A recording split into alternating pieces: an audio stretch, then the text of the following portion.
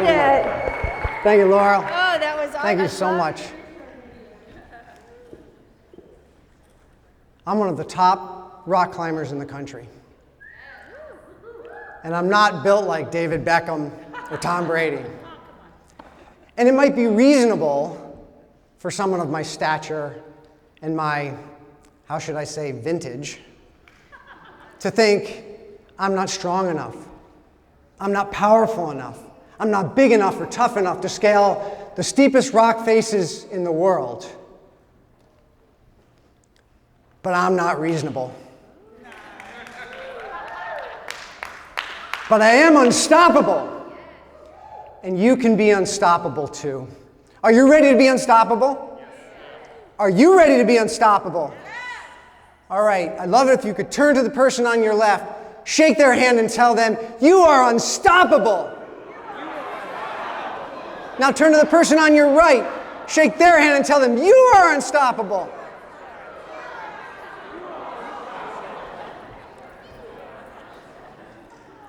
We can all be unstoppable.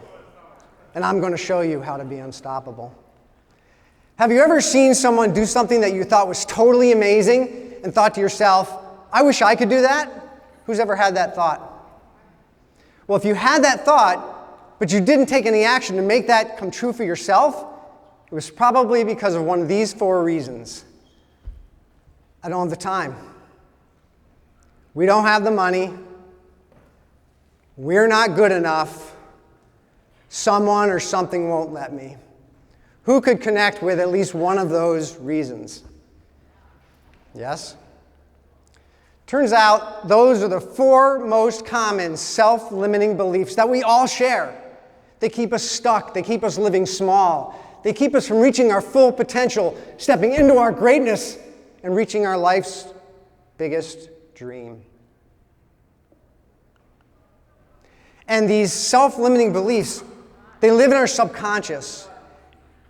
And our mind is kind of like an iceberg where just a little bit pokes up out of the water. And that's the conscious mind. That's where conscious thought, logical decisions, and creativity happens. And below the surface is our subconscious. This is pretty much where everything else we do comes from. And it's extremely powerful. Is it okay if we do a little experiment? I'm going to show you a slide. It's going to have some objects on it.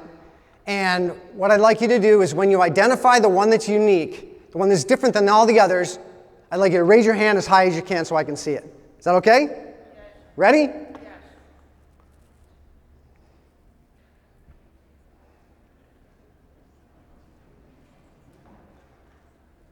We're still working on it. That looks like just about everybody. All right, so now put your hands down. We're going to wash and repeat. I'm going to show you another slide, and same thing. When you identify the one that's unique, raise your hand high so I can see it. Ready? Okay, now that's almost everybody. I've done this experiment dozens, if not hundreds of times, always with the same result. We can find the unique object on this slide about 3 to 5 times faster than the other. Why? What do these objects look like? Number 2 and the number 5. How many times have you seen the number 2 or the number 5 in your life? 10? 1,000?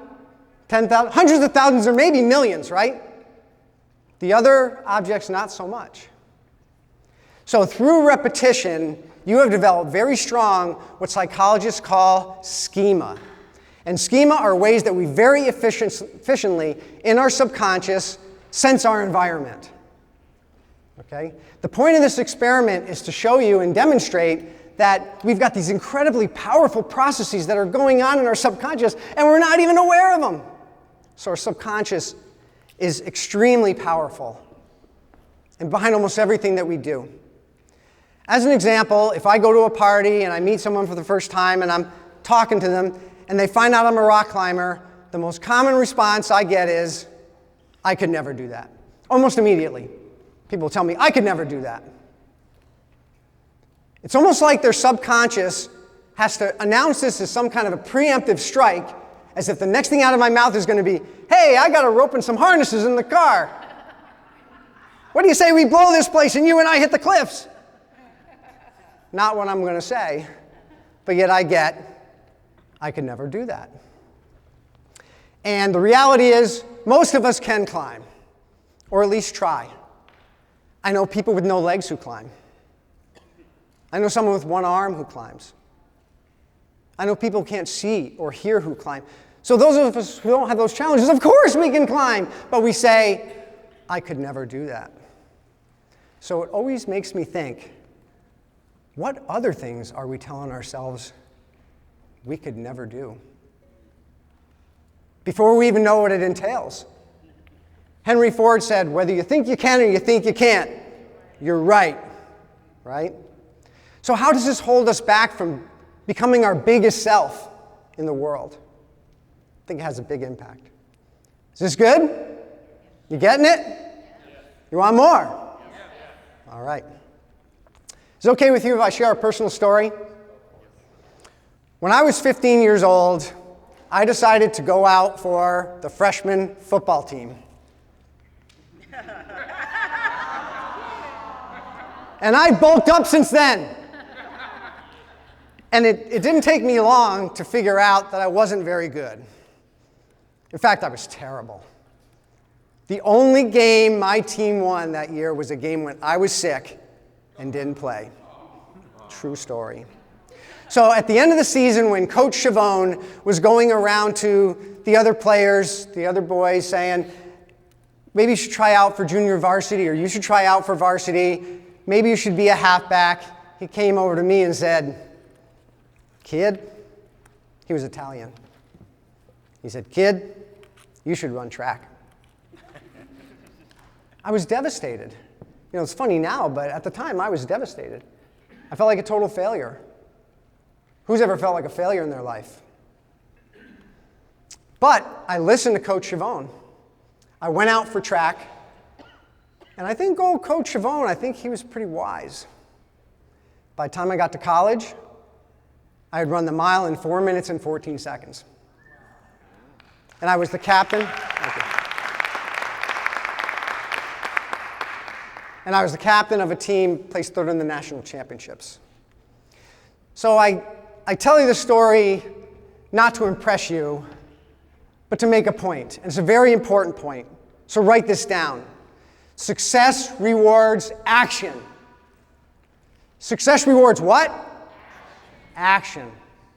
You see, the most important thing I did back then was take that first step and go out for the football team. And it may seem like a dumb idea, but here's a fact. We don't get to know the outcome of the things we're going to do till we do them, right? We have to do them, see what happens, and figure out what we do next. What's important is that we take that first step, that first action. But we have these self-limiting beliefs that hold us back, keep us from our life's biggest dream. Is this good? You want more? All right.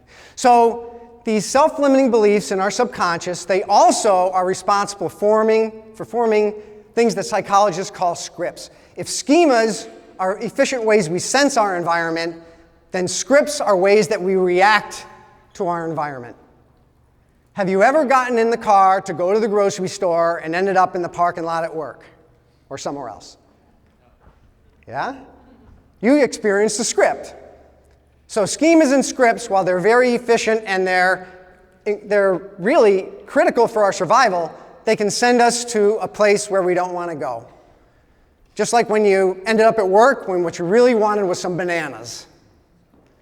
So these scripts are very, very impactful on almost everything we do. They lay ready to fire 24 hours a day, 7 days a week, 365 days a year. They sit in our subconscious waiting for a challenge to come along. And when one does, pow, they fire, and out comes, I don't have the time, I don't have the money, I'm not good enough, someone or someone won't let me. So why is this a problem? Why is this a problem? It's a problem because this life isn't a practice swing. We don't get a do-over, do we? We have one chance, and one chance only. So each small box on this slide represents 1 month for someone who lives to be 95 years old. I'm more than halfway down the page of boxes. There's not that many boxes. Who agrees that we don't have time for this in our lives? We owe it to the universe. We don't have time for this. So from all the years of rock climbing that I've done and from coaching thousands of rock climbers on improving their mindset, I've received an amazing gift. And today I'll share with you a secret.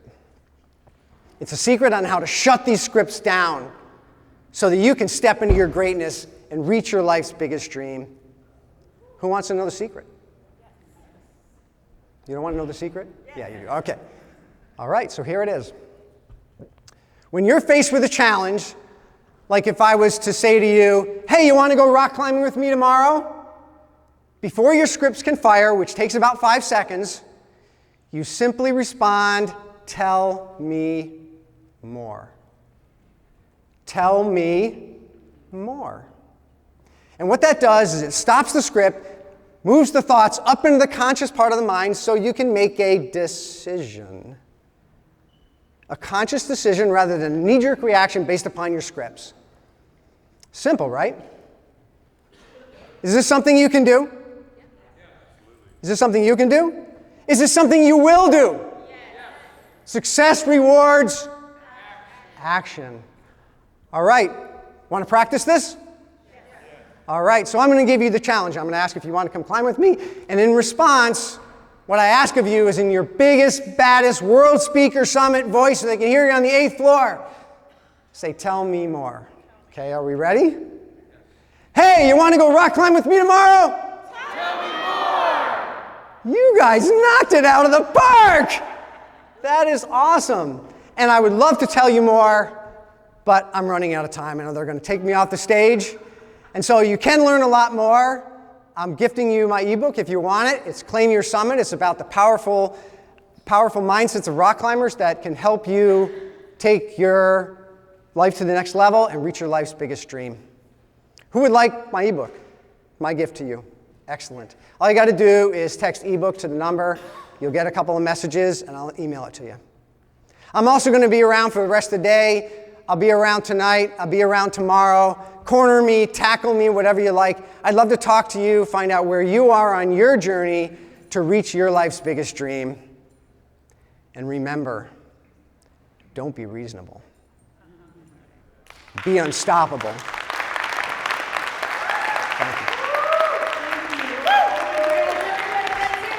Thank you.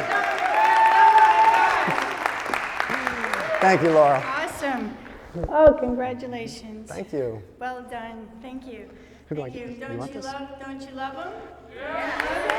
Thank you. I just have to say, I feel